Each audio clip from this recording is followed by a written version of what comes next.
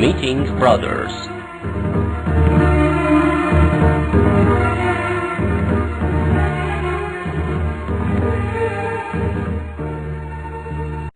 Joseph, after being freed from prison, was appointed to the position of treasurer by the king, and also took charge of supervising the agricultural affairs in the country.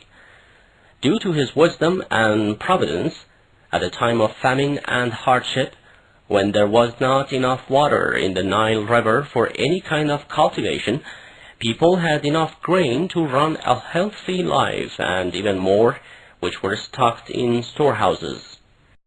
The neighboring countries, however, were struck terribly by the famine, and it was even spread over farther countries, such as Jerusalem and Canaan, where Jacob and his sons were living.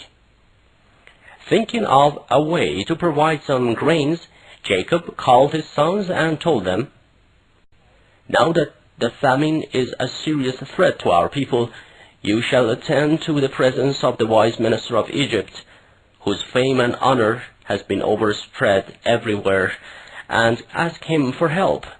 But leave Benjamin with me, so that being apart from you won't make me depressed." When Joseph's brothers attended to his presence, he immediately recognized them, but they did not.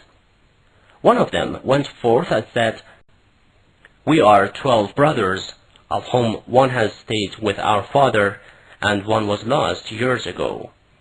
Now we are here to buy some grains and save the family from the overspread of dire famine."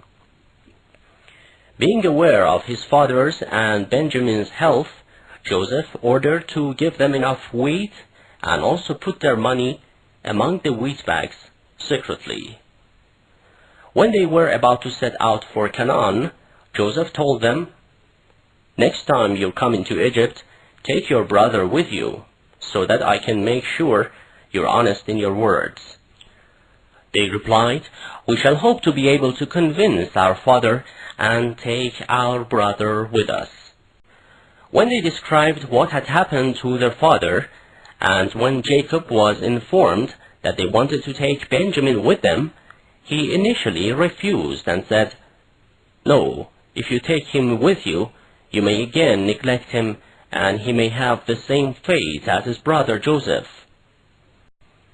When they were unloading the wheat bags, they found their money there, so they turned to their father and said, "Look how honorable and generous is the king of Egypt.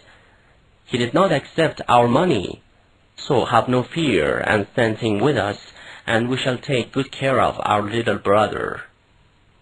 Finally, when they promised to bring him back safe and sound, and after Jacob made them vow on it, he accepted to let them take Benjamin to Egypt. Joseph got extremely happy to see his brother Benjamin. He called him alone to his presence and introduced himself to Benjamin, but advised him strictly to keep it a secret and not to let anybody know about it. After the brothers were well received by Joseph, and when they were loading the wheat, Joseph ordered one of his servants to leave the gold measure with which they determined the wheat weight inside Benjamin's load, and while they were moving away, some of Joseph's servants ran after them and shouted, "Stop, you people of Canaan! You have rewarded our generosity with your evil deed. You forgot our nobles' benevolence and stole the gold measuring cup. You are nothing but thieves." Jacob's sons, being quite shocked and surprised, stopped and said, "We shall swear by God that we had no evil intention. We are no thieves." But the servants said, "But what shall be the requital of this, if you're liars?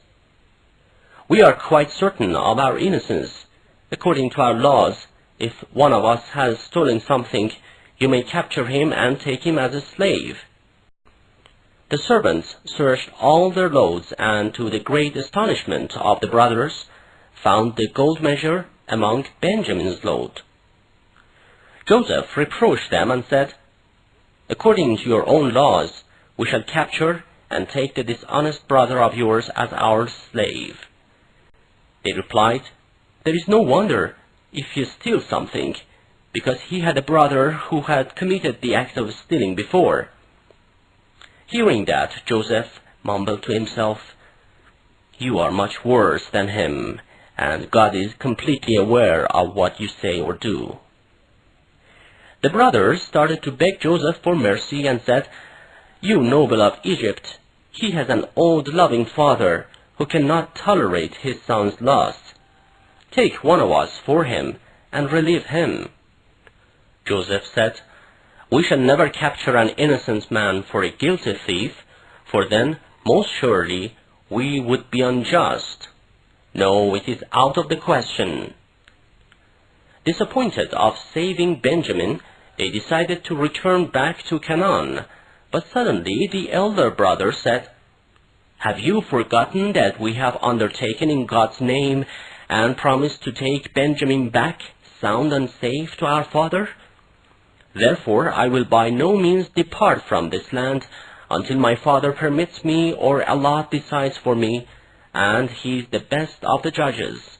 You go and tell father that Benjamin has committed an act of stealing, and the king of Egypt has taken him as his slave. Tell him that everybody has witnessed this, and we are not lying."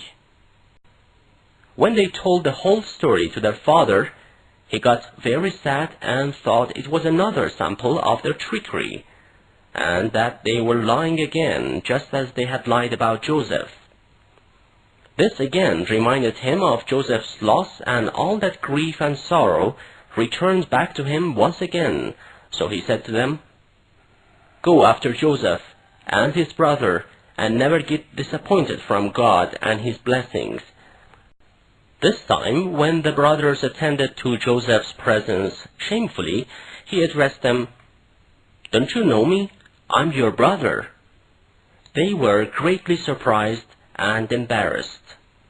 They lowered their heads in great shame and apologized for what they had done in the past. So Joseph told them, "Do not fear, for merciful God will forgive you. Now take this shirt of mine to our father, put it on his face, and he shall see again. You shall then come back all to me, and I will be expecting you here." The brothers took Joseph's shirt and set out for Canaan. When their caravan had just come out of Egypt gates, Jacob turned to people around him in Canaan and said, "If you don't call me foolish and empty-headed, I shall say that I can feel the smell of Joseph." Some of them replied, "By God, you are still making the same old mistake. It's impossible. He can't be alive. Set this thought out of your mind and be sure that there is no Joseph anymore." When the brothers arrived in Canaan, one of them rushed to the father. "Let him know of the great news," and laid Joseph's shirt on Jacob's face, and he could see once more. He felt to be revived and born again. Following this, Jacob and his family set out hurriedly for Egypt. They arrived in that land with a heartfelt enthusiasm for meeting their son after so many years. And when Jacob and his wife came in before Joseph, he hugged them hard and placed them on his own special days. At that time, Joseph's father, mother, and brothers knelt down before him and prostrated to thank God for finding him. Joseph said, "Dear father, this is the interpretation of the dream I had in my childhood. My God has made it come true. He has shown me a great deal of kindness and affection these years. He freed me from prison and rendered me the authority to take charge of the agricultural affairs in this land, as well as the treasure and storehouses. My God is the one who brought you back to me after all those years of separation. These are all blessings the unique God has shown to you and me."